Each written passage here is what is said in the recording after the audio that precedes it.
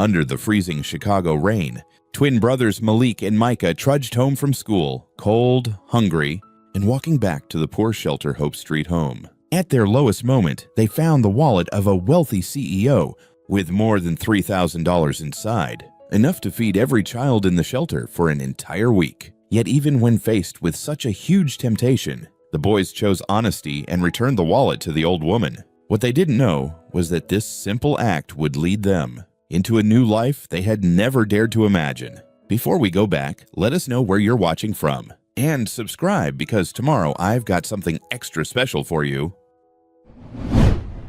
The rain came down hard and cold. Malik Brown pulled his thin jacket tighter, but it didn't help. The fabric was already soaked through, clinging to his skin like ice. Beside him, his twin brother Micah hunched his shoulders against the wind, his sneakers making wet, squelching sounds with every step. "Man, I'm so hungry," Micah muttered, his breath visible in the frigid air. "I know." Malik's stomach had been growling for the past hour. Lunch at school had been 3 hours ago, a small sandwich and an apple that hadn't come close to filling him up. Just gotta make it back to Hope Street. They were walking through Chicago's financial district, a route they usually avoided, but the bus cost money they didn't have, and the regular way home added an extra 20 minutes.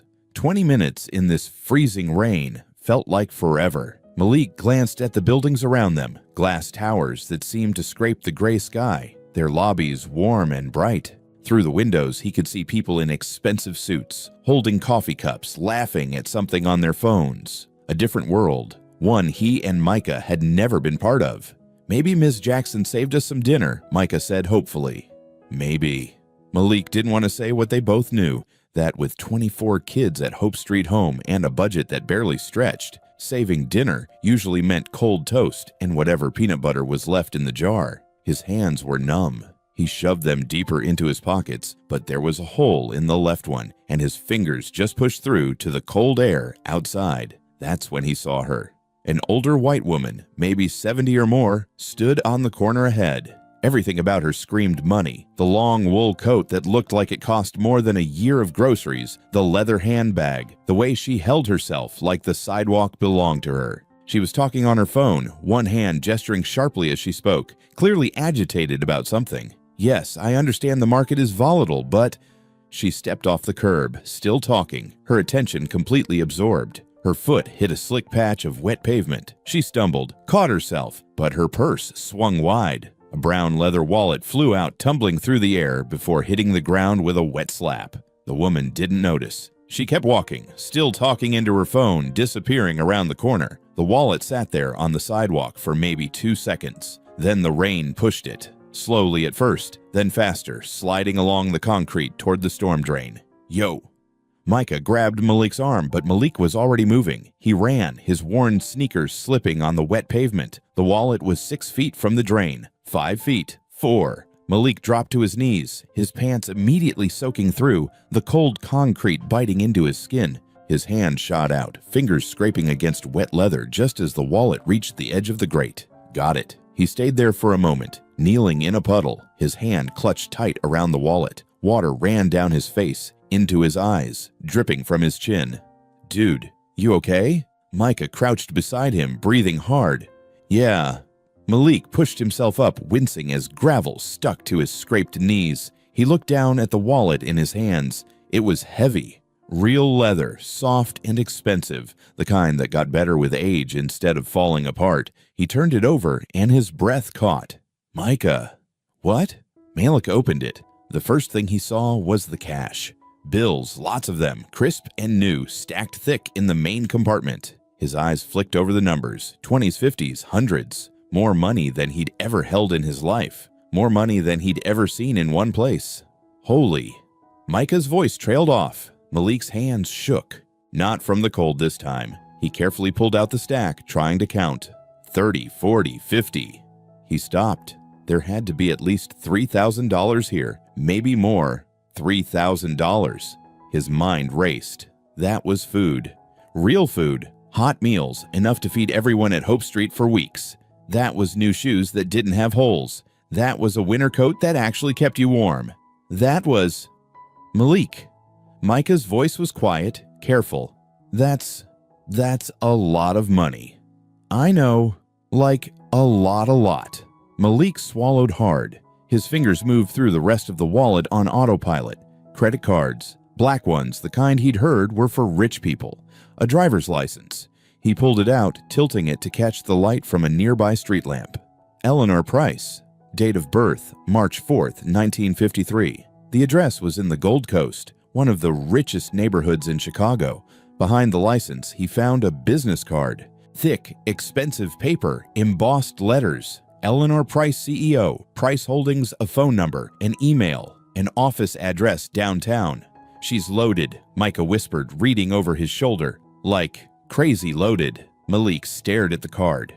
Price Holdings. He'd seen that name before, on buildings around the city. Real estate, development, the kind of company that owned half of Chicago. This woman had everything, more than everything, and she wouldn't even notice this money was gone. Malik. Micah's voice had changed. There was something careful in it now, something tentative. We could just take a little. Like $100. Maybe two. She's not gonna miss it, man. Look at this. She's a CEO. She probably spends more than that on lunch. Malik's thumb brushed over the bills. They were so new, they almost stuck together. $100 would feed the little kids at Hope Street. Destiny, the 6-year-old who cried every night because she was still hungry after dinner. Marcus, who was 8 and had grown out of his shoes 2 months ago, but was still wearing them because there was no money for new ones. Tiny Carmen, who was 4 and sometimes didn't get a snack because they ran out. Nobody would know. Micah continued, his voice soft. We'd be helping them. That's not stealing. That's just making things fair, right? Malik closed his eyes. His stomach cramped with hunger. His fingers were so cold, they'd gone past numb into painful. His knees throbbed where he'd scraped them on the concrete. The jacket he was wearing, his only jacket, was so soaked that he'd probably be shivering all night, even under the thin blanket on his bunk. And in his hands, he held enough money to fix all of that. Not just for him, for Micah, for all the kids who went to bed hungry, who wore clothes that didn't fit, who walked miles in the rain because there was no money for the bus. He could help them right now. All he had to do was take a few bills from a woman who wouldn't even notice they were gone. Do what's right even when it's hard, especially when it's hard. The voice in his head wasn't his own. It was a memory, faded and soft, like something from a dream. He didn't know where it came from. A teacher maybe, or a counselor, or just something he'd heard once and held on to because it felt true. He opened his eyes and looked at Micah. His brother's face was wet with rain. His lips almost blew from the cold. Malik knew that look, hopeful but trying not to be, because hope hurt too much when it got crushed. She dropped it, Malik said quietly. It's not ours. But it's not ours, Micah. Something flickered in his brother's eyes. Disappointment maybe, or relief. Probably both. Malik shoved the cash back into the wallet, making sure everything was secure. Then he closed it and held it tight in his fist. Come on, he said. Let's find her. They ran back the way they'd come, their shoes splashing through puddles. The woman had turned the corner. Malik remembered which way. His lungs burned from the cold air, but he pushed harder, Micah right beside him. There. Half a block ahead, still on her phone, walking fast like the rain was personally offending her. Ma'am, Malik called out. His voice cracked. He was still only 11, and sometimes it did that. Ma'am, wait! She didn't hear him. Or she did and ignored him. He couldn't tell which. He ran faster. Ma'am, you dropped something. This time she stopped, turned around, her phone still pressed to her ear. Her eyes scanned the street, landed on him and Micah running toward her, and something changed in her expression.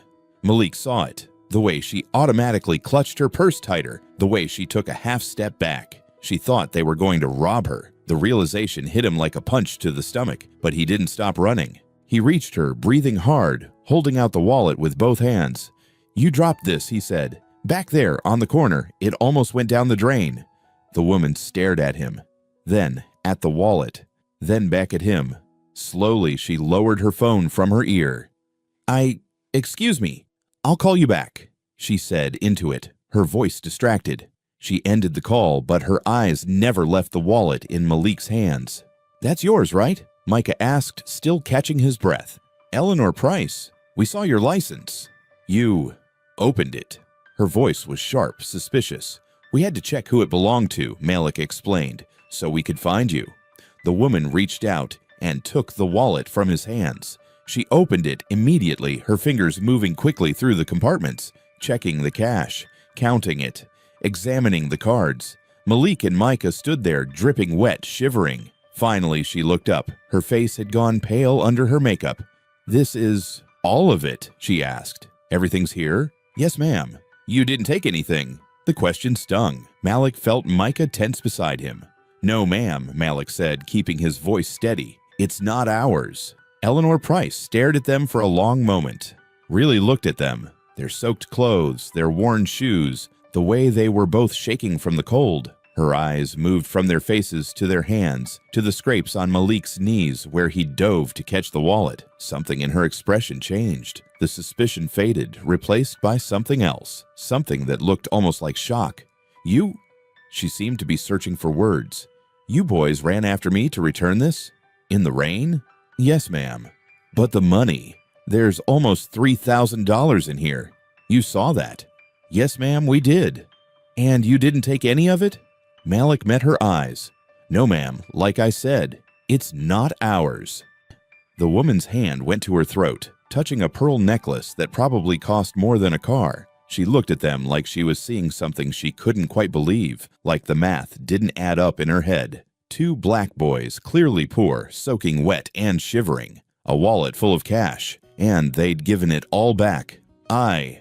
Eleanor Price's voice was quieter now, less sharp. Most people wouldn't have done that. Malik didn't know what to say to that, so he said nothing. The rain kept falling. A car passed by, splashing water onto the sidewalk, narrowly missing them. The woman seemed to notice for the first time that they were still standing there, getting drenched. She glanced down the street, then back at them, and something shifted in her face. A decision being made. "Come with me," she said suddenly. "There's a cafe right there. You boys need to get out of this rain." "We should get home." Micah started. "Please." The word came out softer than anything else she'd said. I want to thank you properly. Just a few minutes. Get warm at least." Malik and Micah exchanged a glance, the kind of silent communication that only twins had. A whole conversation in a look. "She seems okay. It's just a cafe. Public place. We're already soaked anyway.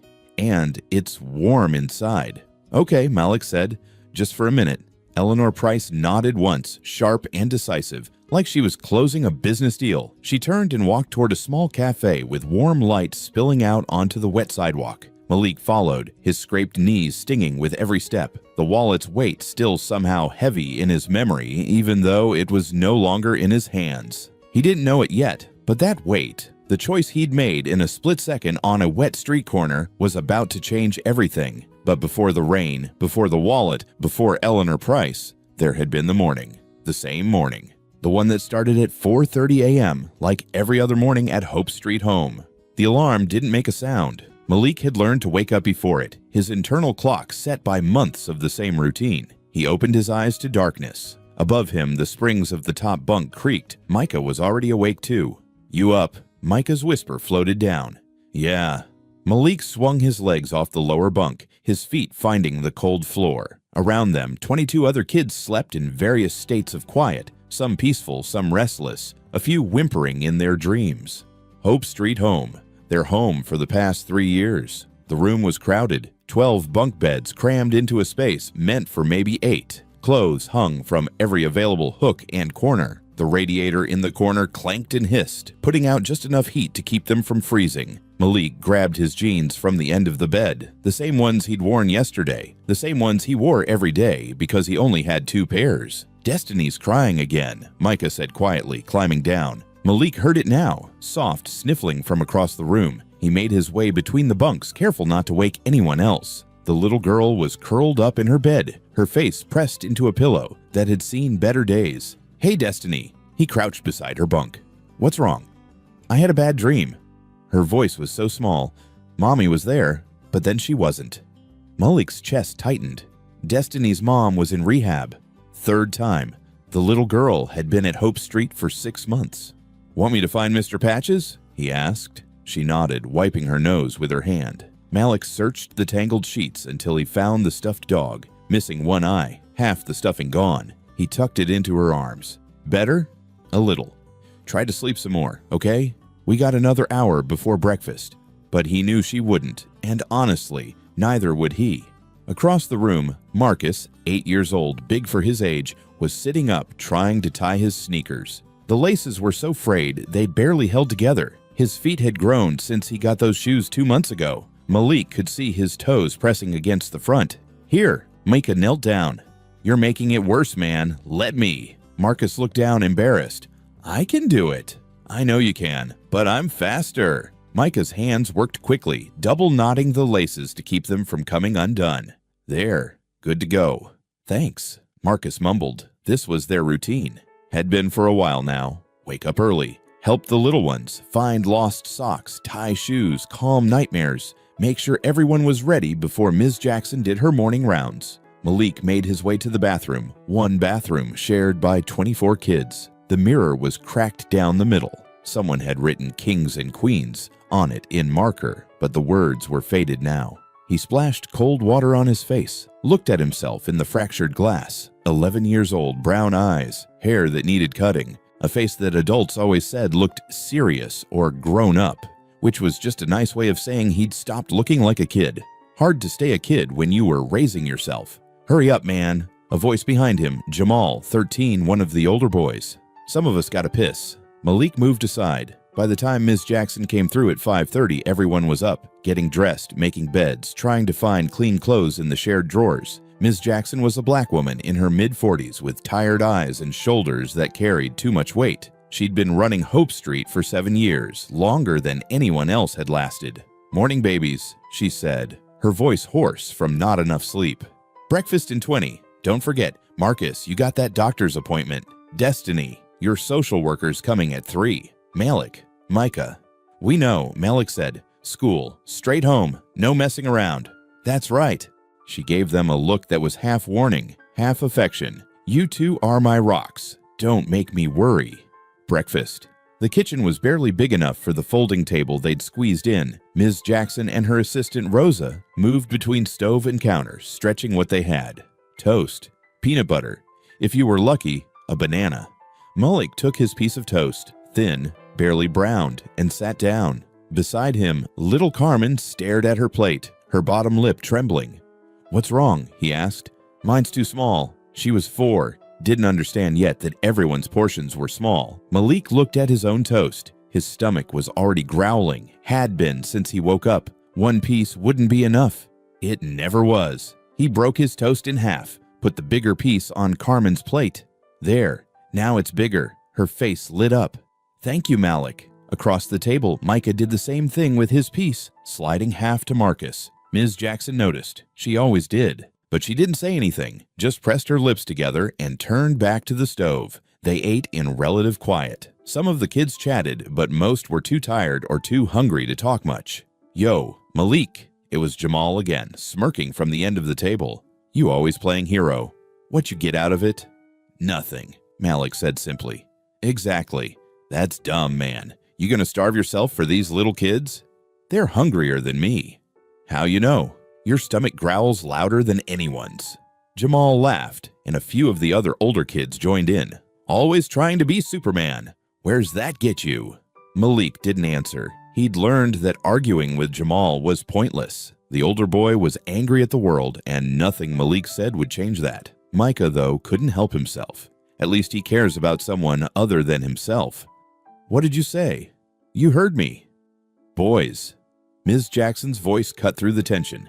Enough. Eat your breakfast and get ready for school. Jamal muttered something under his breath, but went back to his food. Malik caught Ms. Jackson's eye. She gave him a small nod. Thank you for not escalating, and he nodded back. After breakfast, the chaos began. 24 kids trying to find backpacks, homework, jackets that fit. The noise was overwhelming. Ms. Jackson stood by the door, checking each one as they left. Coats buttoned, homework in your bags, straight to school, straight home. When Malik and Micah reached her, she put a hand on each of their shoulders. You two okay? She asked quietly. Got lunch money? They shook their heads. Her face tightened. I'll see what I can do for tomorrow. For today, she pulled 2 granola bars from her pocket. It's not much." "It's enough," Malik said. "Thank you, Ms. Jackson. You're good boys." Her voice was thick. "Your mama would be proud." The words hit harder than they should have. Malik forced a smile. "We'll see you after school."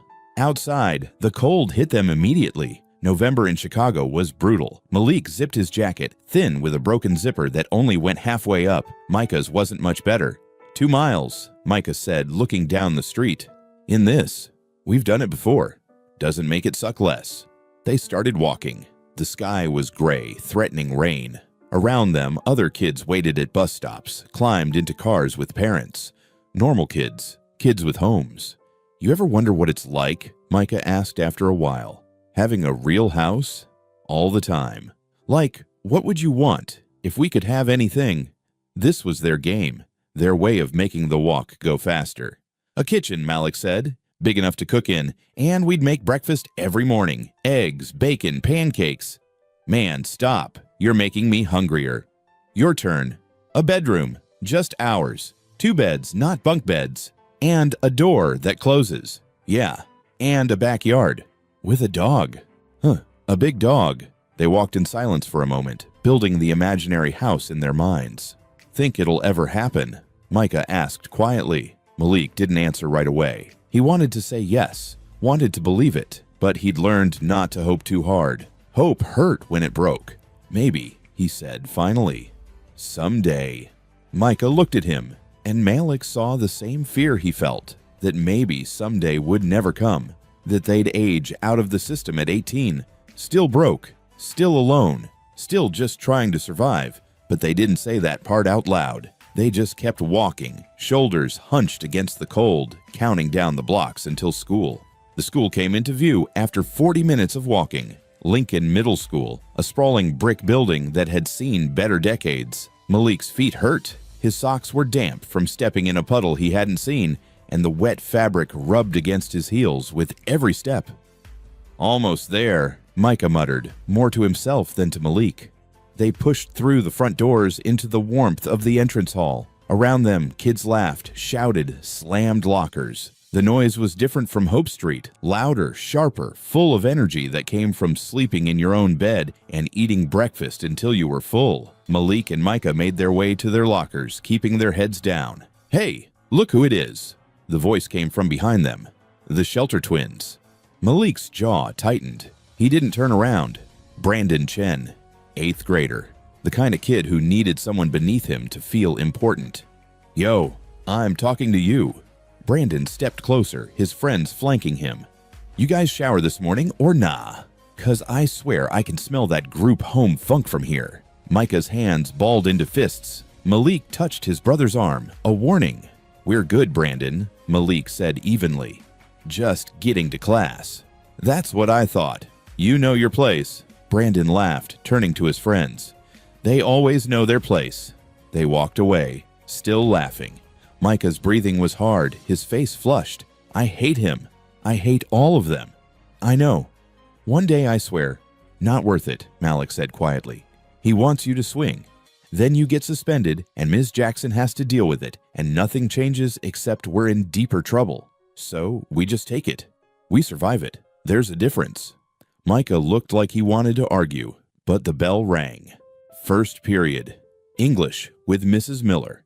Mrs. Miller was in her 50s, with gray hair she wore in a bun and reading glasses on a chain.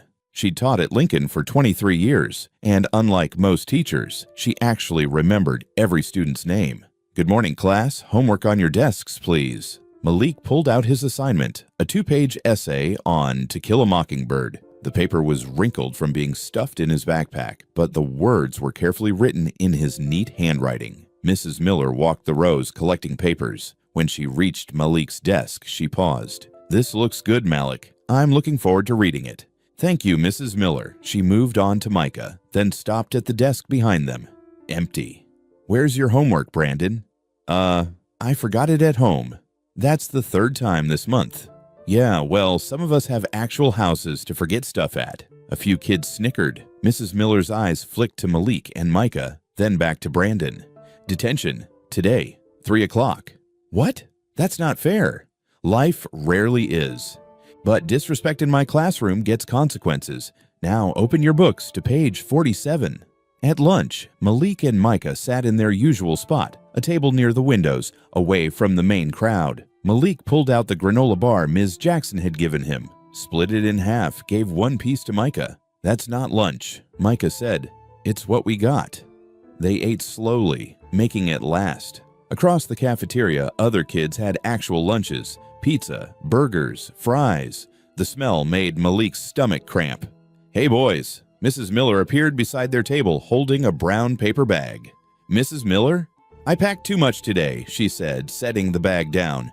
"Turkey sandwiches, apple slices, chips. I hate to waste food. You two mind helping me out?" Malik stared at the bag. He knew what this was. Mrs. Miller never packed too much. She did this every week, always with a different excuse. "You sure?" he asked quietly. "Positive. I'll just throw it away otherwise." "Thank you," Micah said, his voice thick. "You're welcome, sweetheart." She squeezed Micah's shoulder, then walked away before they could see her eyes getting wet. They ate the sandwiches in silence. Real food.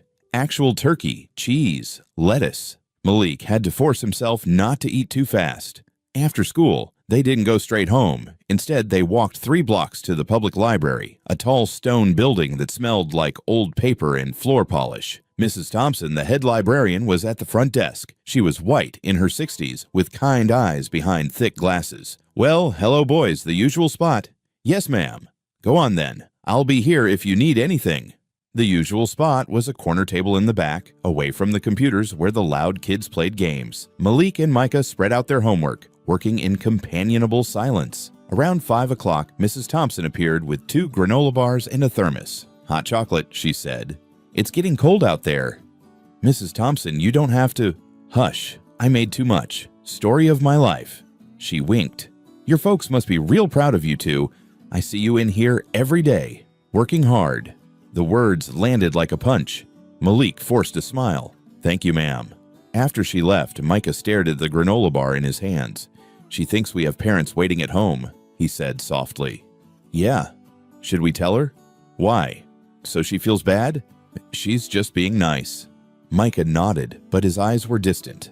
Malik pulled out the one thing that mattered more than anything else, a photograph, creased and worn from being handled too many times. He kept it in a plastic sleeve, protected. The woman in the photo was young, maybe 19 or 20, black, with bright eyes and a smile that could light up a room. She was holding 2 tiny babies, one in each arm, looking at the camera like nothing else in the world existed except those 2 children. Malik flipped it over. On the back, in fading ink, "Malik and Micah, Mommy loves you forever." "Alicia, you think she'd be proud?" Micah whispered, looking at the photo. "Yeah, I think she would be." They sat there until the library closed at 6, then packed up their things. Outside, the sky was darkening. The walk back to Hope Street would take another 40 minutes. "Ms. Jackson said something today," Micah said as they walked, "about the home maybe closing." Malik's stomach dropped. "What?" "I heard her on the phone. Budget cuts. The city might pull funding." "When?" "I don't know, but Malik, if they close it, where do we go?" Malik didn't have an answer. He'd heard the rumors too, that older kids would get scattered to different homes across the city, that twins weren't always kept together because it was more complicated. "We stay together," Malik said firmly. "No matter what happens, we find each other. Promise me." "I promise." Micah's voice cracked. "You promise too?" "I promise." They walked the rest of the way in silence, both of them carrying the weight of a fear too big for 11-year-old shoulders. By the time they reached the financial district, the rain had started. That's when they saw her, the old woman with the expensive coat, the phone pressed to her ear, completely oblivious to the wallet sliding toward the storm drain. And Malik made a choice that would change everything. And now, here they were, dripping wet in a corner booth, watching steam rise from hot chocolate they hadn't asked for, trying to understand why this stranger was looking at them like they'd just done something impossible. The cafe was small and warm, the kind of place where business people grabbed coffee between meetings. Malik had walked past places like this 100 times, but never been inside. A waiter appeared almost instantly. "Mrs. Price, good to see you." "Hello, David. Can we get 2 bowls of your chicken noodle soup? And 2 hot chocolates. Actually," She looked at the boys. Are you hungry? Stupid question. They were always hungry. We're okay, Malik said automatically. Eleanor's eyes narrowed. When's the last time you ate? Lunch. What did you have? Malik hesitated. A granola bar. That's not lunch. She turned back to the waiter. 2 burgers as well, with fries. And make the hot chocolates large. Right away, Mrs. Price. After he left, Eleanor folded her hands on the table and studied them, really looked at them in a way that made Malik want to squirm. What are your names? She asked. Malik Brown. This is my brother Micah. Brothers? You look... Twins, Micah supplied. I see. She paused. How old are you? 11? And you live... Malik glanced at Micah. There was no point lying. Hope Street Home. It's a group home over on the south side. Something flickered across Eleanor's face. How long have you been there? 3 years. And before that? Different homes. We've been in the system since we were born. The waiter returned with 2 steaming mugs of hot chocolate, topped with whipped cream. Malik wrapped his hands around the mug, letting the warmth seep into his frozen fingers. He took a sip. It was the best thing he'd ever tasted. Beside him, Micah did the same, his eyes closing for just a second. Your parents? Eleanor asked quietly. Mom died when we were born, Malik said. The words came out flat, practiced. He'd said them so many times they'd lost their weight. Dad, we don't know who he is. Never met him. I'm sorry. It's okay. We don't really remember her. But that was a lie. Not about remembering. He didn't. Not really. But it wasn't okay. It would never be okay. The soup arrived, followed by the burgers. Malik stared at the food in front of him. A real burger, thick and juicy, cheese melting over the sides, fries golden and hot, soup with actual chunks of chicken and vegetables. Go ahead, Eleanor said. Eat. Malik picked up the burger with both hands, took a bite. The flavors exploded in his mouth. Meat, cheese, pickles, special sauce. He had to stop himself from inhaling it. Beside him, Micah was doing the same, eating slowly, methodically, like he was trying to memorize every bite. Eleanor watched them with an expression Malik couldn't quite read. You boys go to school? She asked. Yes, ma'am. Lincoln Middle School. You like it? Malik shrugged. It's school. What do you want to do? After you graduate, I mean. No one had ever asked him that before, not like they actually cared about the answer. College, Malik said. I want to go to college. To study what?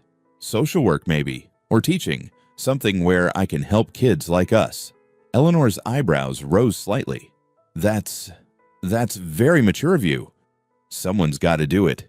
And you? She turned to Micah. Same. Micah said around a mouthful of fries. We're gonna stick together, go to the same college, get an apartment, help kids who don't have anyone. That's a good dream. It's not just a dream, Malik said quietly. We're gonna make it happen. Eleanor was quiet for a moment, her fingers tracing the rim of her coffee cup. Can I ask you something? She said finally. Sure. Why didn't you take the money, even just a little bit? Malik set down his burger. Because it wasn't ours. But you're, forgive me, clearly struggling. That money could have helped you. Helping ourselves by stealing isn't really helping, Malik said. It's just becoming someone we don't want to be. Who taught you that? I don't know. Just feels right, I guess. Micah jumped in. Ms. Jackson, she runs our group home. She always says, you can't control what hand life deals you, but you can control how you play it. Taking that money would have been playing it wrong. Eleanor's eyes glistened slightly. She blinked, cleared her throat. Do you have anything? She asked. From your mother? Malik hesitated, then reached into his backpack. The plastic sleeve was still dry. He pulled out the photograph, handed it across the table. Eleanor took it carefully, like it was fragile. She stared at the image for a long time, longer than seemed normal. Her fingers trembled slightly. Her name was Alicia, Malik said. Alicia Brown. That's all we know. She's beautiful, Eleanor whispered. Her thumb traced over the woman's face in the photo. You both. You look like her, especially around the eyes. People say that. Eleanor turned the photo over, read the inscription on the back. Her jaw tightened and she closed her eyes briefly. Are you okay? Micah asked. Yes, I'm sorry, She handed the photo back carefully. Thank you for showing me. They finished eating in silence. Malik watched Eleanor from the corner of his eye. Something had changed in her demeanor after seeing the photo. She seemed distracted, distant, her mind clearly somewhere else. Finally, she reached into her purse and pulled out a white envelope, set it on the table between them.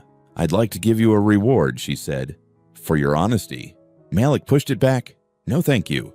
It's $500. You could." "We didn't do it for money," Malik said firmly. "We did it because it was the right thing to do."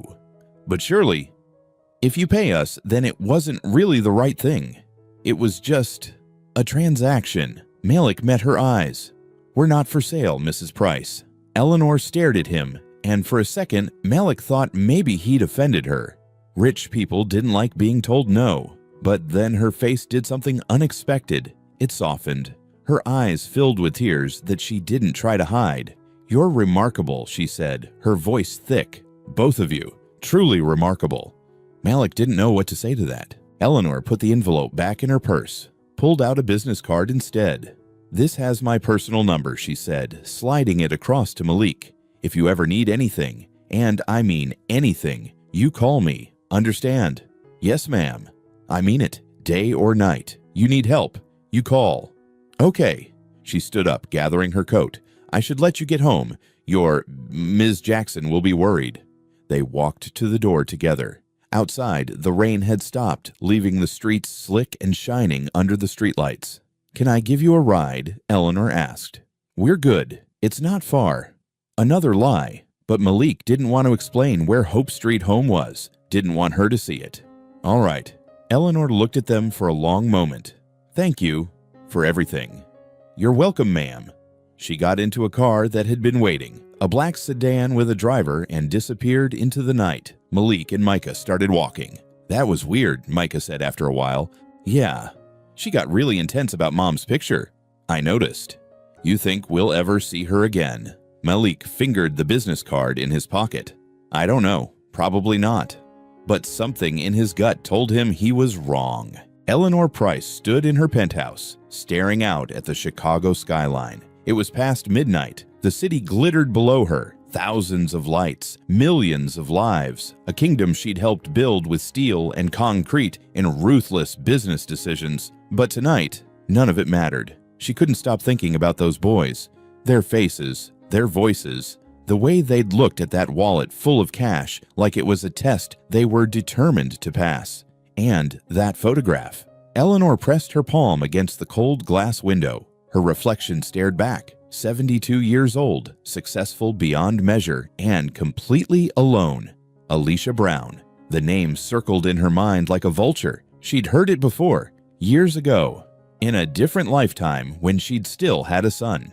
Eleanor turned away from the window, her heart pounding. She walked to her office, a sleek room with floor-to-ceiling bookshelves and a desk that cost more than most people's cars. She picked up her phone, hesitated, then dialed. "Ms. Carter, I need you at my office now."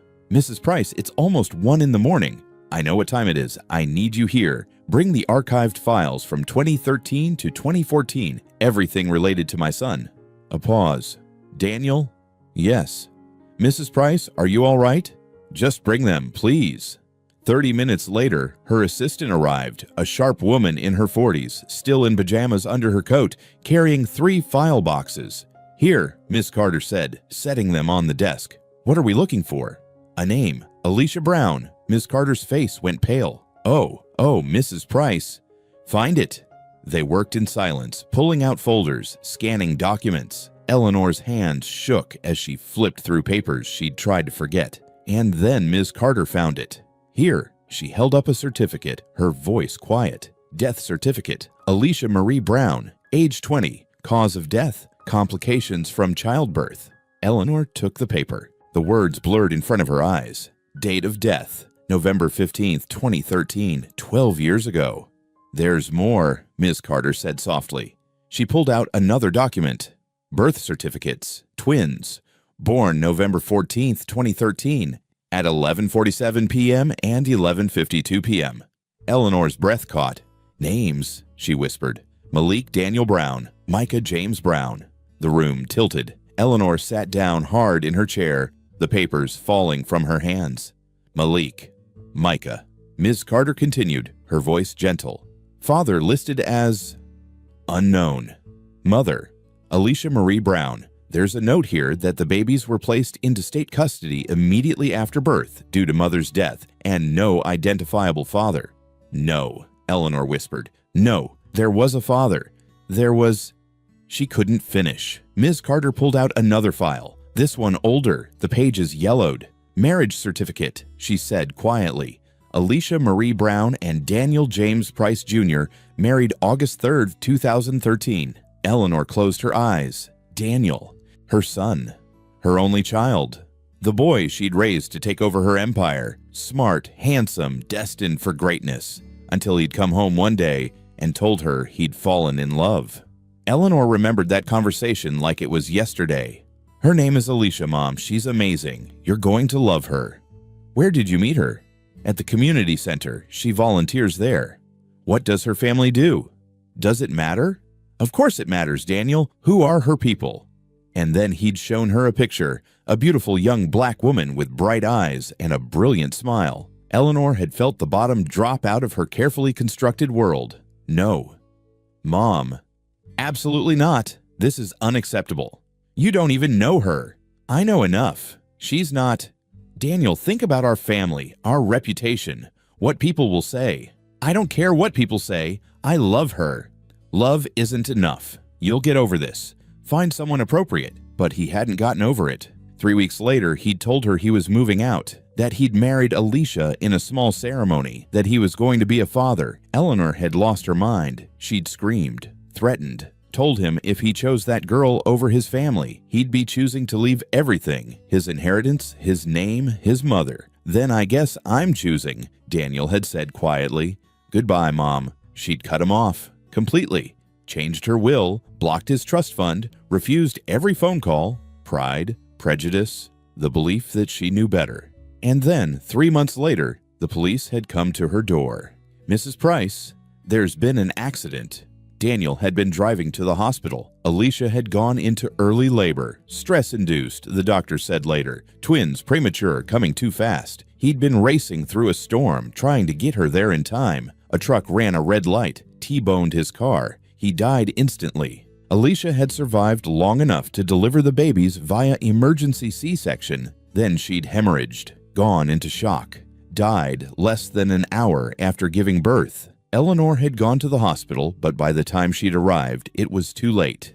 Daniel was gone. Alicia was gone. And the babies. She'd been told the babies were in NICU, fighting to survive. She'd stood outside the nursery, looking at them through the glass. 2 tiny boys hooked up to machines, struggling to breathe. Her grandsons. But when the social worker had approached, asking about custody, Eleanor had frozen. These babies were part of the woman who'd stolen her son. They were black, in a family that had always been white, old money, carefully preserved. What would people think? What would the board say? How could she raise black grandchildren when she'd spent her whole life in spaces that barely tolerated diversity? So she'd said no, told the social worker she couldn't take them, that she was too old, too busy, that it wouldn't be appropriate, and she'd walked away from her own blood because she was a coward. Now, sitting in her office, the truth crushed her like a physical weight. Mrs. Price, Ms. Carter's voice was worried. Should I call someone? Eleanor shook her head. She reached for another folder with trembling hands. Inside was a photograph. Daniel and Alicia on their wedding day. He was wearing a simple suit. She wore a white dress holding a small bouquet. They were looking at each other like nothing else existed. Behind them, barely visible in the background, Eleanor could see the curve of Alicia's pregnant belly. She'd been carrying Malik and Micah even then. They're my grandsons, Eleanor whispered. Those boys who returned my wallet, they're Daniel's sons. Ms. Carter sat down slowly. Oh my God. I abandoned them. I let them grow up in the system, in poverty, while she gestured at the opulent office. While I sat here in my tower. You didn't know? I knew! Eleanor's voice cracked. I knew they existed. I knew they had no one. I just didn't care enough to find out what happened to them. She stood abruptly, pacing the room. They've been in Chicago this whole time, miles away, 11 years old, living in a group home, going to bed hungry. Her voice broke. And today, they found my wallet. $3,000. They're starving, and they gave it all back. What are you going to do? Ms. Carter asked quietly. Eleanor looked at the photograph again, at Daniel's smile, at Alicia's joy, at the promise of a family she'd destroyed with her own prejudice and pride. "I'm going to fix this," she said. "I don't know if they'll forgive me. I don't know if I deserve forgiveness, but those boys deserve to know who they are. They deserve to know they have family." "When?" "Tomorrow, first thing." Eleanor's hands were still shaking, but her voice was steady. "I'm going to Hope Street Home, and I'm going to tell them the truth." She looked down at the birth certificates again. Malik Daniel Brown, Micah James Brown, Daniel. They'd named one of the boys after their father. Alicia must have told Daniel what they'd planned to name the twins before the accident. And somehow, even dying, she'd made sure that name made it onto the certificate. A gift, a connection, a father the boys would never meet, but who'd wanted them more than anything. Eleanor pressed the certificate to her chest and finally let herself cry. 12 years of grief, 12 years of shame, 12 years too late. But maybe, just maybe, she could still make it right. Outside, the city glittered on, indifferent to one old woman's regrets. But inside that penthouse, something fundamental had shifted. Eleanor Price had spent her whole life building an empire. Tomorrow, she would try to rebuild a family. Eleanor pulled up to Hope Street Home at 9 a.m. She'd chosen a simple sedan from her garage, not the usual town car with a driver. This wasn't about making an entrance. This was about facing what she'd done. The building looked tired, peeling paint, cracked steps, windows that hadn't been washed in months. A rusted playground sat in the side yard, the swings hanging crooked. This was where her grandsons lived. Eleanor gripped the steering wheel, her knuckles white. Every instinct screamed at her to drive away, to send a lawyer, to handle this from a distance like she handled everything else. But she'd done that 12 years ago, and it had cost her everything. She got out of the car. Inside, the home smelled like industrial cleaner and overcooked food. The walls were covered in children's drawings, bright attempts to make the space feel less institutional. A woman appeared from a side office, black, mid-40s, wearing scrubs and an expression of exhausted kindness. "Can I help you?" "Are you Ms. Jackson?" "I am." "And you are?" "Eleanor Price. I need to speak with you about Malik and Micah Brown. It's a family matter." Ms. Jackson's eyes narrowed. "Family? Those boys don't have family." "They do now." Eleanor met her gaze. "I'm their grandmother." The words hung in the air like a grenade. Ms. Jackson stared at her for a long moment, then stepped back. "You better come in." 20 minutes later, Malik and Micah sat across from Eleanor in a small conference room. Ms. Jackson stood near the door, arms crossed, watching like a hawk. The boys looked confused, wary. Malik's hand was wrapped around Micah's wrist, protective. "You wanted to see us?" Malik asked. Eleanor's throat was tight. Up close, in the daylight, she could see it even more clearly. Daniel's nose, Alicia's eyes, the shape of their faces, the way they held themselves. Her grandsons. "Yes." She cleared her throat. I need to tell you something about your family. Your real family." "We don't have family," Micah said flatly. "We've been in the system our whole lives." "That's what I thought too, until yesterday." Eleanor pulled out the folder she'd brought. "When you showed me that photograph of your mother, Alicia Brown." Malik's eyes widened slightly. "You know about our mom?" "I do." Eleanor's hands trembled as she opened the folder. "Because 12 years ago, your mother married my son." Silence. "What?" Malik whispered. Eleanor pulled out the marriage certificate, slid it across the table. "His name was Daniel Price Jr. He was 23. Your mother was 20. They met at a community center where she volunteered. They fell in love." Micah grabbed the certificate, his eyes scanning the names. "Daniel James Price Jr. Your middle name," Eleanor said softly, looking at Micah. "James. And yours." She turned to Malik. "Daniel. She named you after him." But our birth certificates say father unknown," Malik said, his voice shaking. "Because Daniel died before you were born." Eleanor pulled out the next document, the accident report. "He was driving your mother to the hospital. She'd gone into early labor. A truck ran a red light. He died on impact." The room was so quiet, Eleanor could hear her own heartbeat. "Your mother survived the crash," she continued, forcing herself to keep going. "She delivered you both via emergency C-section. Malik, You were born at 11:47 p.m. Micah, you came 5 minutes later, but the trauma, your mother didn't survive. She passed away less than an hour after you were born. Tears streamed down Malik's face. Micah was frozen, staring at the documents. So, our dad... Micah's voice cracked. He tried to save us. He was trying to get Mom to the hospital. Yes, he loved you both before you were even born. He was so excited. He'd already painted a nursery, bought 2 cribs, read every parenting book he could find. Eleanor's own tears fell freely now. He would have been an amazing father. Then why? Malik looked up, his eyes red. Why weren't we with you? If you're our grandmother, why did we grow up here? This was the moment, the question she deserved. Eleanor took a breath. Because I'm a coward. Ms. Jackson shifted near the door. When Daniel told me he'd married your mother, I was cruel. I told him she wasn't good enough, that our family had a certain reputation to uphold.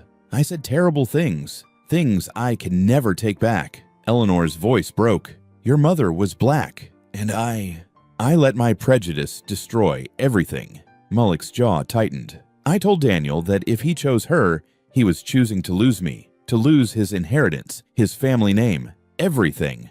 Eleanor pressed her hand to her mouth, trying to steady herself. And he chose her, as he should have. He walked away from me because I gave him no choice. Good, Micah said, his voice hard. He should have. You're right, he was braver than I ever was. Eleanor pulled out the photograph of Daniel and Alicia on their wedding day, pushed it across the table. Malik picked it up with shaking hands.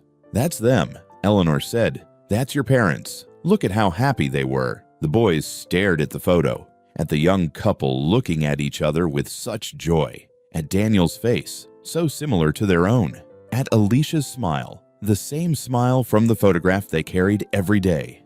After the accident, Eleanor continued, I went to the hospital. I saw you both in the NICU, fighting to survive. And when the social worker asked if I would take custody, she closed her eyes. I said no. Why? Malik's voice was barely a whisper. Because I was afraid of what people would think, afraid of raising black grandchildren when I'd spent my whole life in lily-white country clubs and boardrooms, afraid of admitting I'd been wrong about your mother. Eleanor looked at them directly. I chose my pride over my family, and you boys paid the price. Ms. Jackson made a soft sound, disgust mixed with pity. I don't expect you to forgive me, Eleanor said. I don't deserve forgiveness, but you deserve the truth. You deserve to know that your father loved you desperately, that your mother fought to bring you into this world, and that you have a grandmother who was too blind and stupid to see what mattered until it was too late. Malik was crying openly now, his shoulders shaking. Micah had his arm around his brother, tears running down his own face. We have family, Malik asked, his voice breaking on the word. Real family? We actually have someone? The question destroyed Eleanor, 11 years old, and they'd spent their entire lives believing they were alone, that nobody wanted them, that they didn't belong anywhere. Yes, Eleanor said, her voice fierce through her tears. You have family. You have always had family. I failed you. I failed Daniel. I failed Alicia. I failed everyone who mattered. She reached across the table, hesitant, afraid they'd pull away. I can't give you back the years I stole from you. I can't undo the hunger, the cold, the loneliness. But if you'll let me, if you'll give me a chance, I want to be in your lives now, not as someone trying to ease her guilt, but as your grandmother, if you'll have me. Malik looked at Micah, that silent twin communication passing between them. Then Malik looked back at Eleanor. You really are our grandma? Yes, I really am. And our dad. He really wanted us? More than anything in the world. Micah's lip trembled. What was he like? Eleanor smiled through her tears. He was kind, smart. He had your sense of humor, Micah, always making terrible jokes. And your seriousness, Malik. He thought deeply about everything. He loved jazz music and terrible action movies. He couldn't cook to save his life. And he believed in doing what was right, even when it cost him everything. Like us, Malik whispered, like with the wallet. Exactly like you. You're so much like him, it breaks my heart. Eleanor pulled out one more photo. Daniel as a child, maybe 9 or 10 years old. Look. The resemblance was undeniable. The same eyes, the same smile, the same way of holding their shoulders. That's really him. Micah reached for the photo with trembling fingers. That's really him, your father, Daniel James Price Jr. Malik stood suddenly, walked to the window. His whole body was shaking. Malik, Micah called softly. We're not alone, Malik said, his voice muffled. All this time, all these years, we thought nobody wanted us, that we were just leftovers nobody cared about. Eleanor stood, moved toward him carefully. You were never leftovers. You were always wanted, always loved. I wasn't strong enough to show it. Malik turned, and before Eleanor could say anything else, he was hugging her, tight and desperate, like he was afraid she'd disappear. Grandma, he whispered into her shoulder, can we call you that? Eleanor wrapped her arms around him, around this boy who'd grown up without her, and sobbed. Yes, please, call me Grandma. Micah joined them a moment later, and the three of them stood there in that dingy conference room, crying for everything they'd lost and everything they might still have. Ms. Jackson wiped her own eyes, turning away to give them privacy. When they finally pulled apart, Eleanor cupped both their faces in her hands. I can't fix the past, she said, but I promise you, I swear on your father's memory, I will not fail you again. Okay, Malik said simply. Okay, Grandma. And Eleanor Price, who'd built an empire on being unshakable, fell apart completely. 3 days later, Eleanor brought Malik and Micah to her home in the Gold Coast. The building was everything Hope Street wasn't. Glass and steel, a doorman in uniform, marble floors that reflected the chandelier overhead. Whoa, Micah breathed as they stepped into the elevator. Eleanor pressed the button for the penthouse. It's just a place, she said quietly. It's never been a home. Not really. The elevator opened directly into her apartment. Floor-to-ceiling windows overlooked Lake Michigan, art on the walls, furniture that looked like it belonged in a museum. Malik and Micah stood frozen in the entryway. Come in, Eleanor said gently. Please, sit down. They moved carefully to the couch, like they were afraid to touch anything. Eleanor sat across from them, her hands folded. I asked you here because we need to talk about the future. Your future. Okay, Malik said cautiously. I want to be very clear about something. Eleanor leaned forward. This isn't about me swooping in and fixing everything with money. This is about what you want. What would make you feel safe and happy? We've never really thought about it, Micah admitted. We survive. Well, I'm asking you to think about it now. Eleanor pulled out a legal pad. If you could have anything at all, what would it be? The boys exchanged glances. To stay together, Malik said immediately. No matter what, we don't get split up. Never, Eleanor said firmly. That's non-negotiable. You're brothers. You stay together. What else? A place to live, Micah said. A real place. Not just a bed in a crowded room, Malik finished. Somewhere that's actually ours. Eleanor nodded, writing. This penthouse has 4 bedrooms. 2 are empty. They're yours if you want them. Or, she looked up. We find a house. Something with a yard, maybe. Whatever feels right to you. The boys stared at her. You mean, live with you? Malik asked. For real? If you want to. If you're comfortable with that. Eleanor set down her pen. I know I can't just become grandma overnight and expect you to trust me. We'll need time, therapy probably, help navigating this. But yes, I want you to live with me, to be a family. Micah's eyes filled with tears. We've never had our own rooms. Then you will now. Eleanor smiled. What else? School, Malik said. We want to stay in school, good schools, and then college. Done. The best schools Chicago has to offer, tutors if you need them. College is absolutely happening, wherever you want to go, whatever you want to study. Eleanor wrote it all down, then looked up. Now, here's what I want to do. I want to set up a foundation in your parents' names, the Daniel and Alicia Foundation. A foundation, Micah asked, to help kids like you, kids in the foster system, kids in group homes, kids who've been forgotten. Eleanor's voice was passionate now. Your father believed in helping people. Your mother volunteered at community centers. This would honor them while changing lives. Malik sat up straighter. What would it do? Scholarships, housing assistance for families on the edge, mental health services, after-school programs, whatever we identify as the biggest needs. Eleanor looked at them both. And I want you two involved, not as mascots, but as real voices. You know what kids in the system need because you've lived it. That's... Malik's voice caught. That's amazing. But, Micah said suddenly, we have conditions. Eleanor raised an eyebrow. Tell me. Hope Street home, Malik said firmly. If we leave, we want to make sure it's better for the kids who stay. New beds, better food, more staff so Ms. Jackson isn't doing everything alone. Absolutely, I'll arrange that immediately. And the people who helped us. Micah continued.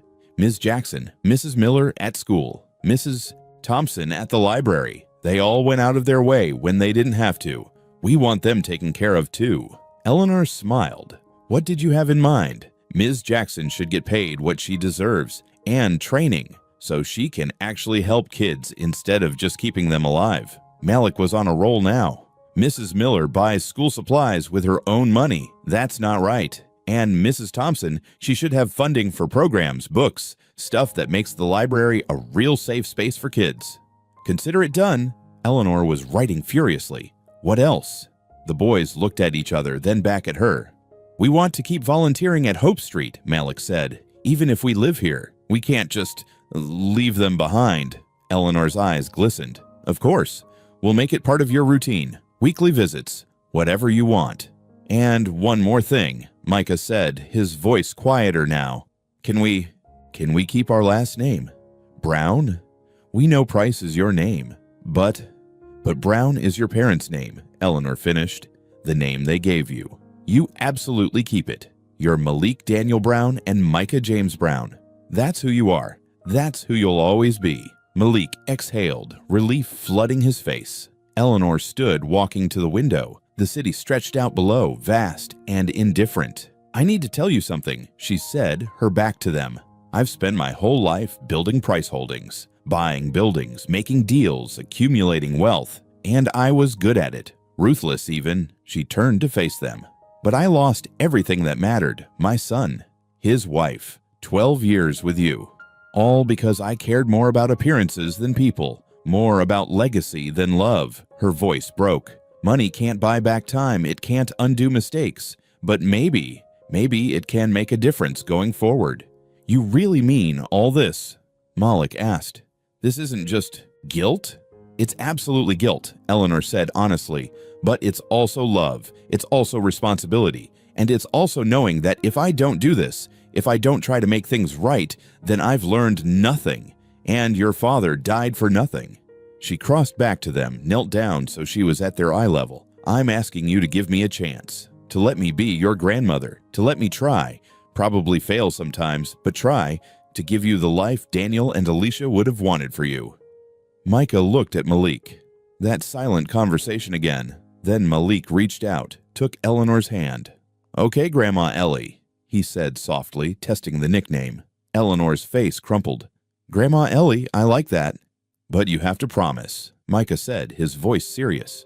No more secrets. No more running away when things get hard. You're in this with us, all the way. I promise. Eleanor squeezed both their hands. All the way, no matter what. Then okay, Malik said.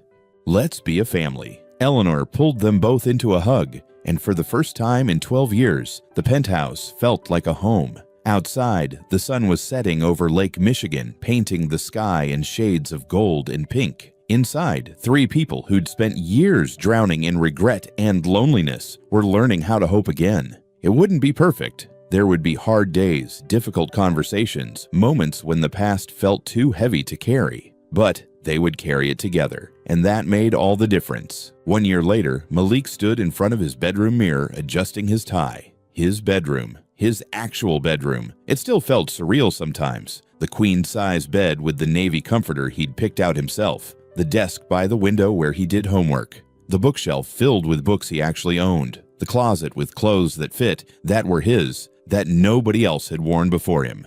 You ready? Micah appeared in the doorway, wearing a similar outfit. Slacks, button-down shirt, tie.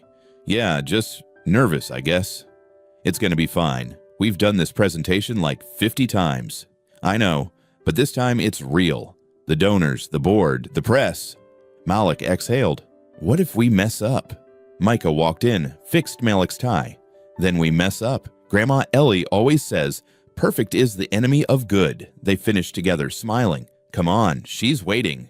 They headed downstairs, a staircase in their home, not a metal ladder to a bunk bed. The penthouse had become theirs over the past year, filled with photos of their parents, their artwork from school, the controlled chaos of two 12-year-old boys actually living instead of just surviving. Eleanor waited by the door, elegant in a navy suit. But when she saw them, her face softened. Look at you two. So handsome. Grandma Ellie, you're gonna make us late, Micah teased. Let me have my moment. I'm allowed to be proud. She grabbed her purse. Besides, we have plenty of time. The car's waiting. School had changed for Malik and Micah, though not in the ways people might expect. They still went to Lincoln, refused to transfer to some fancy private school. Our friends are here, Malik had told Eleanor, the kids who need to see that things can change. But they'd started something new. In the cafeteria, a sign hung over one table. Big Brother, Big Sister program. Sign-ups today. Malik and Micah sat there during lunch, talking to a girl who looked nervous. So, how does it work? She asked. She was in 6th grade, new to the foster system. It's simple, Malik explained. You get paired with an older student, someone who's been through similar stuff. They meet with you once a week, help with homework, just be there, you know? And it's free, completely free, funded by the Daniel and Alicia Foundation. Micah smiled. That's our parents. They believed in helping people. I didn't know. The girl hesitated. I didn't know there were other kids like me here. There are more than you think, Malik said gently. You're not alone. By the end of lunch, they had 7 new sign-ups. Mrs. Miller watched from across the cafeteria, her eyes misty. These boys had transformed from quiet, hungry kids to leaders who lifted others up. The van pulled up to Hope Street, and Malik barely recognized it. The exterior had been repainted, bright yellow with blue trim. New windows. The playground had been completely rebuilt, with safe equipment and fresh mulch. Inside was even more dramatic. Malik, Micah. Little Destiny ran up, throwing her arms around them. Look, I have my own cubby now, with my name on it. The main room had been reorganized, cubbies for each child's belongings, new furniture, a reading nook with beanbags and books, art supplies organized on shelves. Ms. Jackson appeared, looking 10 years younger than she had a year ago. Boys, right on time. We wouldn't miss it. Malik hugged her. How's everything? Better than I ever dreamed. Ms. Jackson gestured around. Thanks to the foundation, we hired 2 more staff members. I'm not doing everything alone anymore. The kids actually have attention, structure, activities. They have what they deserve, Eleanor said, coming up behind the boys. Mrs. Price. Ms. Jackson's voice was warm. Thank you for coming. Always. This place is important to me. Eleanor looked around. To all of us. Malik and Micah spent the next hour with the kids, helping with homework, playing games, just being present. Marcus, now 9, showed Malik his math test. I got a B+. Mrs. Miller's been helping me. That's amazing, man. Keep it up. Destiny dragged Micah to see her art project, a crayon drawing of a house with flowers. Is this your dream house? Micah asked. No, it's yours. You and Malik and Grandma Ellie. She pointed to 3 stick figures in the window. Because you showed me that dreams can be real. Micah had to turn away so she wouldn't see him tearing up. The foundation launch. The event was held at a downtown hotel. The ballroom was packed. Donors, board members, community leaders, and press. A banner stretched across the stage. The Daniel and Alicia Foundation, where every child belongs. Eleanor stood at the podium, confident but humble. Thank you all for coming. A year ago, I thought I knew what legacy meant. I thought it was buildings with my name on them, business deals that made headlines, wealth that would outlast me. She paused, looking at Malik and Micah in the front row. I was wrong. Real legacy isn't what you build. It's who you lift up. It's not about the empire you leave behind, but the lives you change along the way. She gestured to the screen behind her. Photos appeared. Hope Street home before and after. Kids smiling. New facilities. Success stories. The Daniel and Alicia Foundation has spent this first year focused on immediate needs. We've renovated 3 group homes in Chicago. We've provided scholarships to 47 students. We've funded mental health services for over 200 children in the foster system. Applause rippled through the room. But the heart of this foundation isn't me. It's them. Eleanor nodded to Malik and Micah. Please welcome my grandsons, Malik and Micah Brown. The boys stood, walking to the stage. They'd practiced this, rehearsed every word. But standing there, looking at all those expectant faces, Malik's prepared speech suddenly felt wrong. He looked at Micah, who nodded. Go off script. Tell them the truth. A year ago, Malik began, his voice steady. My brother and I were walking home in the rain. We were hungry, cold. Our shoes had holes. We had nothing. The room was silent. We found a wallet with $3,000 in it. Enough money to change our lives, buy food, clothes, maybe even save some for when we aged out of the system. He paused. We gave it all back. Micah stepped forward. People asked us why. Why didn't we take it? Why didn't we keep even a little? Because it wasn't ours. Malik said simply. And because our parents, Daniel and Alicia, they raised us even though they're gone. Through the values that somehow stuck. Through the people who showed us kindness when they didn't have to. Mrs. Miller bought us lunch with her own money, Micah continued. Mrs. Thompson let us stay in the library after hours. Ms. Jackson made sure we had clean clothes even when the budget ran out. They didn't have to do any of that. And that wallet?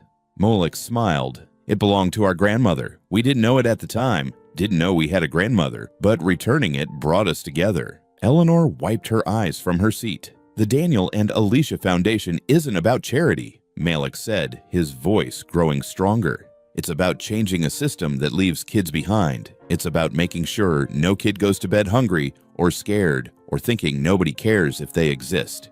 Because every kid deserves what we have now, Micah added. A safe home, an education, someone who believes in them. We can't save everyone, Malik acknowledged, but we can save some. And those kids, they'll save others. And that's how change really happens. The applause started slow, then built to a standing ovation. Malik and Micah stood there, no longer the scared, hungry boys from a year ago. They were still the same people, still kind, still humble, but now they had a platform, a voice, a chance to make the difference they'd always dreamed about. After the event, a reporter approached. Can I ask you boys a question? Sure, Malik said. What's next for you? What are your goals? Micah grinned. College. Both of us. Then we're coming back here to run this foundation ourselves. We're going to build something bigger than buildings, Malik added. We're going to build hope. The reporter scribbled notes. And your grandmother. What's it like working with her? The boys looked at Eleanor, who was talking to donors across the room. She made mistakes, Malik said honestly. Big ones. But she owned them. She's spending the rest of her life trying to make things right. Not just for us, but for every kid in the system. That takes courage, Micah added. More courage than just giving money. It takes actually showing up. Eleanor caught their eye and smiled. Real, warm, proud. Yeah, Malik said softly. That's our Grandma Ellie. Later that night, back at the penthouse, the three of them sat on the couch eating ice cream straight from the containers. You two were incredible today, Eleanor said. We learned from the best, Micah replied. Your father would be so proud. Eleanor's voice was thick. Both your parents would be. Malik leaned his head on her shoulder. I think they know. Somehow. I think they know. Outside, Chicago sparkled under the night sky. Inside, a family that had been shattered by prejudice and loss was whole again. And tomorrow, they would get up and do it all over again, helping kids, changing lives, building a legacy that actually mattered, together. 2 years after the wallet, the same corner, the same rain, the same gray Chicago sky. Malik and Micah sat in the back seat of Eleanor's sedan, stopped at a red light. They were 13 now, taller, their voices deeper, their faces showing the first hints of the men they'd become. But some things hadn't changed. They still noticed everything, still paid attention to the people others walked past. Grandma Ellie, look, Micah pointed out the window. Across the street, near the same financial district where their lives had changed, a small girl stood alone, maybe 8 years old, black, wearing a jacket too thin for the weather. Her backpack hung open, papers and notebooks scattered on the wet sidewalk around her. She was crying. A group of kids walked past, laughing. One of them said something that made the others laugh harder. The girl's shoulders hunched, her face turning red with shame. Pull over, Malik said quietly. Eleanor glanced at him in the rearview mirror.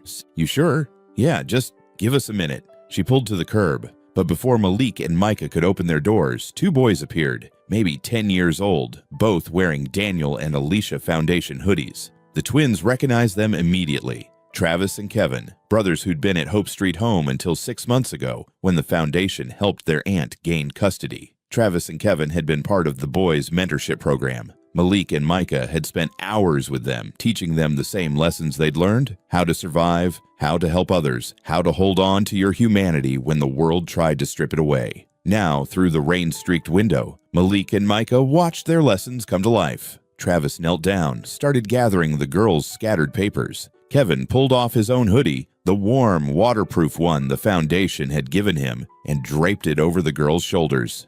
"Hey, it's okay," Travis said, his voice muffled by the rain but audible through the cracked window. "We got you." "They ruined my notebook," the girl sobbed. "My homework's all wet." "We can fix it," Kevin said. "My brother and I, we used to have the same problem. You dry the pages, iron them flat, good as new." "Really? Really? Here, let me help you pick this stuff up." The girl wiped her eyes. "Why are you helping me? You don't even know me." Travis smiled. That same smile Malik had given Eleanor 2 years ago. "Because someone helped us once, when we had nothing, and now we help others. That's how it works." "Where do you go?" the girl asked. "When stuff is bad."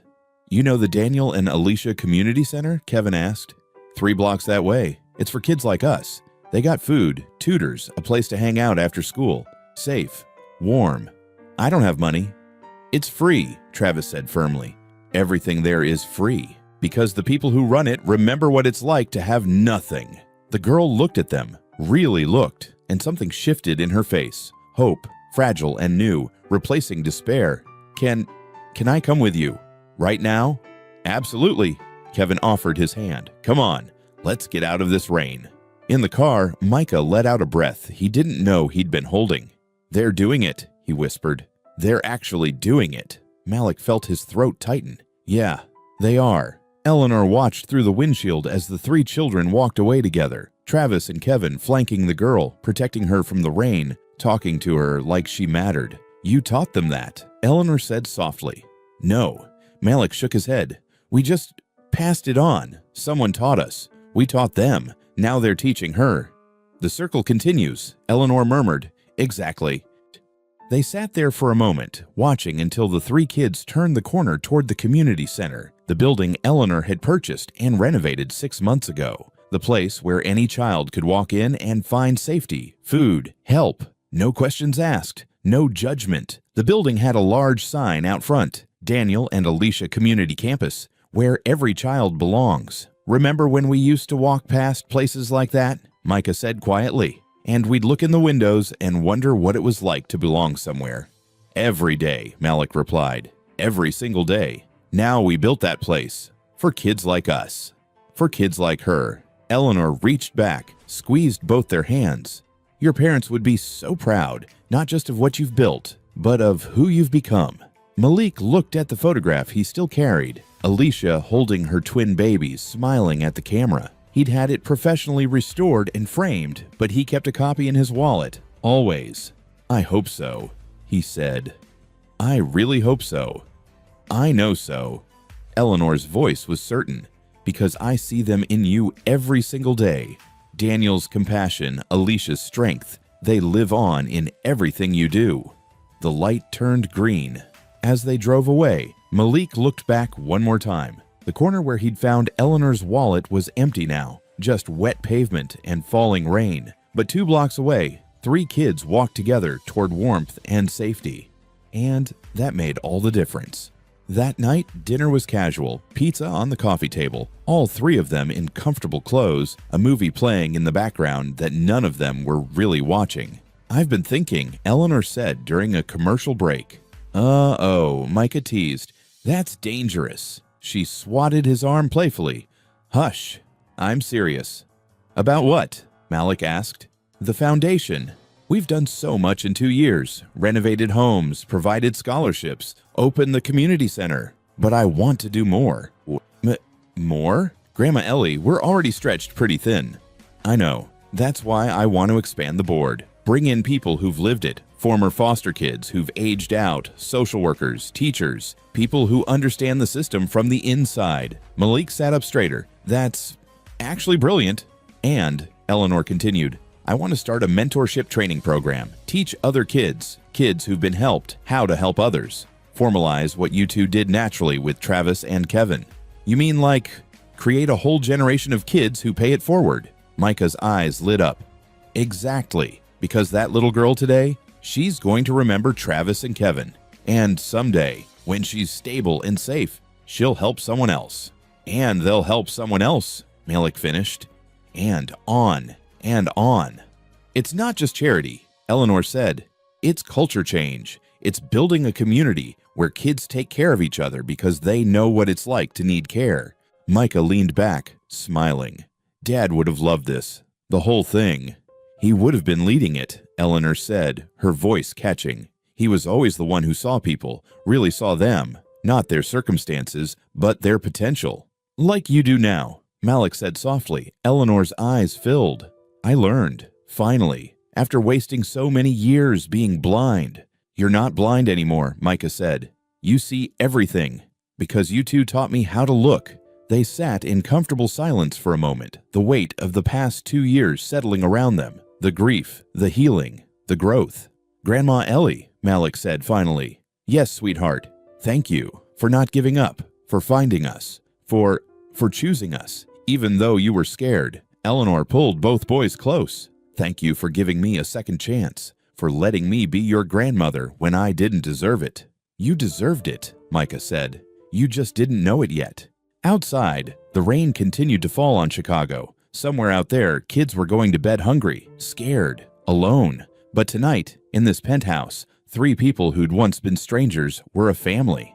And tomorrow, they'd wake up and keep fighting to make sure fewer kids had to feel that hunger, that fear, that loneliness. Not because it was easy, not because they'd save everyone, but because once upon a time, 2 11-year-old boys had returned a wallet in the rain, and that single act of integrity had changed everything.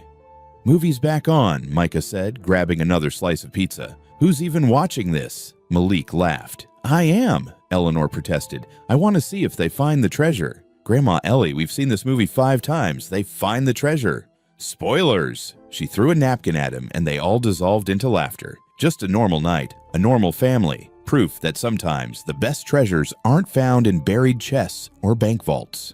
They're found in the people who choose to stay, to help, to love, even when it's hard, especially when it's hard. 3 years after the wallet, the rain had stopped. The sky was clearing, streaks of gold breaking through the gray clouds as the sun set over Chicago. Malik and Micah stood on the rooftop terrace of the Daniel and Alicia Community Campus, looking out over the neighborhood they'd transformed. 14 years old now, no longer the scared, hungry boys who'd walked miles in the cold, but still the same people, still kind, still humble, still determined to make a difference. Below them, the community center buzzed with life. Through the windows, they could see kids doing homework with tutors, families picking up groceries from the food pantry, teenagers in the music studio learning to produce beats. We did that, Micah said softly. We started it, Malik corrected. They're doing it, all of them. Eleanor joined them, wrapping a shawl around her shoulders against the evening chill. At 75, she moved a little slower, but her eyes were sharper than ever. Beautiful sunset, she said. Yeah. Malik put his arm around her. It is. I've been thinking about the speech for tomorrow, Eleanor said. The Foundation's 3-year anniversary event. What should I say? Tell them the truth, Micah said simply. Tell them about the wallet. The next evening, the ballroom was packed. Donors, volunteers, families who'd been helped by the Foundation. News cameras lined the back wall. Eleanor stood at the podium, Malik and Micah flanking her on either side. 3 years ago, she began, her voice clear and strong. 2 11-year-old boys found my wallet on a rainy street corner. Inside was $3,000. They were homeless, hungry, wearing shoes with holes. They had every reason to take that money. The room was silent, hanging on every word. But they didn't. They ran after me in the rain, returned every penny, and refused a reward. When I asked them why, one of them said something I'll never forget. It's not ours. Eleanor paused, letting the words sink in. Those boys were my grandsons. I just didn't know it yet. A ripple of emotion moved through the crowd. I'd abandoned them at birth because of my own prejudice and pride. I let them grow up in the foster system while I lived in luxury because I was too much of a coward to face what I'd done. Her voice didn't waver. But they saved me anyway, not because I deserved it, but because that's who they are. She gestured to Malik and Micah. In 3 years, the Daniel and Alicia Foundation has helped over 800 children. We've renovated 12 group homes. We've provided scholarships to 134 students. We've opened 3 community centers across Chicago. Applause began, but Eleanor held up her hand. But numbers don't tell the real story. The real story is Travis and Kevin helping a little girl in the rain. It's Ms. Jackson finally getting the support she needs to truly care for kids. It's Mrs. Miller and Mrs. Thompson getting resources to help students they've always supported out of their own pockets. She looked directly at the camera. The real story is that kindness multiplies. One act of integrity led to a reunion. That reunion led to a foundation. That foundation created opportunities. And those opportunities created a generation of kids who know how to help each other. Eleanor stepped back, nodding to Malik and Micah. Malik moved to the microphone. 3 years ago, we had a choice. Take what we needed or do what was right. We chose right, even though it was hard. But here's what we learned, Micah continued. That choice wasn't just about a wallet. It was about who we wanted to be. And every day, we all face that same choice. Malik's voice grew passionate. Maybe your wallet isn't money. Maybe it's time. Do you give it to someone who needs help or keep scrolling on your phone? Maybe it's privilege, Micah added. Do you use it to lift others up or just protect what you have? Maybe it's knowledge. Do you share it or hoard it? Maybe it's just noticing, really seeing the kid sitting alone at lunch, the person struggling with groceries, the neighbor who seems off. They spoke in tandem now, their voices blending the way only twins could. Everyone has a wallet, something they could give that would cost them but would change someone else's life. The question isn't whether you have something to give. The question is, will you give it? Malik looked out at the audience. We were 2 kids with nothing, but we had integrity. We had each other. And when we needed it most, people gave us their wallets. Mrs. Miller gave time. Mrs. Thompson gave safety. Ms. Jackson gave care. And our grandmother gave us a family. Now it's your turn, Micah said. What's your wallet, and who are you going to return it to? The room erupted in applause, but Malik and Micah weren't done. Today, we're announcing something new, Malik said. The Pass It Forward initiative. Anyone who's been helped by the foundation can sign up to help someone else, tutor a kid, mentor a teen, donate time at a community center, whatever you can give. Because we can't save everyone, Micah acknowledged, but we can create a culture where everyone tries to save someone. And that, Malik smiled, that changes everything. Eleanor drove them back to the spot where it all began. They sat in the car for a moment, engine idling, rain starting to fall again. Gentle this time, not the punishing storm of 3 years ago. You think we've done enough? Micah asked quietly. We've barely started, Malik replied. But we're doing something. That's what matters. Eleanor turned around from the front seat. Your father used to say, you can't change the whole world, but you can be someone's whole world. You two have been that for so many kids. So have you, Grandma Ellie. She smiled, tears in her eyes. We make a pretty good team.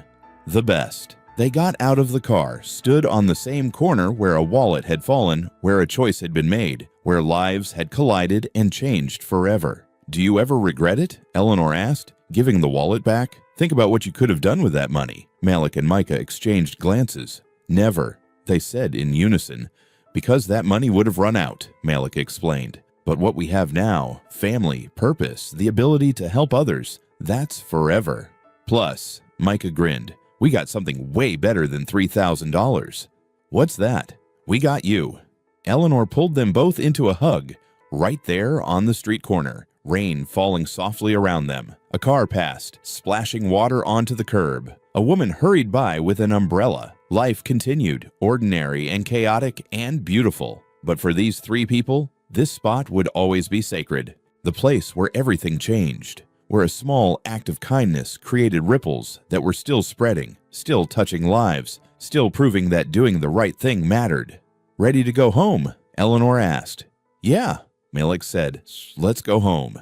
They got back in the car, but before Eleanor started the engine, Micah pointed across the street. A teenage boy was helping an elderly man pick up groceries that had spilled from a torn bag. No one had asked him to.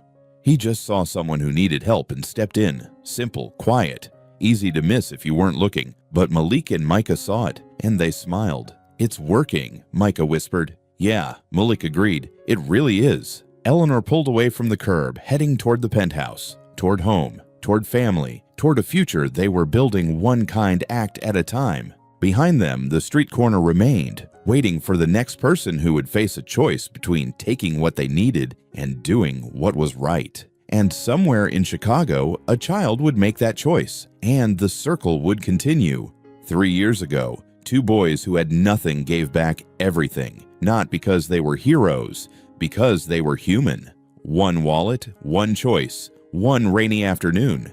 That's all it took to change hundreds of lives. The question isn't whether you have something to give. The question is, what's your wallet? And when you find it, when that moment comes where you can take what you need or do what's right, who will you choose to be? Because somewhere, right now, someone needs you to make the choice that Malik and Micah made. To see them, to help them, to prove that kindness isn't dead. It's just waiting for people brave enough to practice it.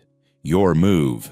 The camera pulls back from the street corner, rising up over the Chicago skyline. Lights twinkle in windows. Thousands of lives, thousands of stories, thousands of choices being made every moment. The rain stops. The clouds part. The moon breaks through, casting silver light on the city below. And somewhere in that city, a child goes to bed, safe, fed, and loved, because someone chose to give instead of take, because someone returned the wallet. Join us to share meaningful stories by hitting the like and subscribe buttons.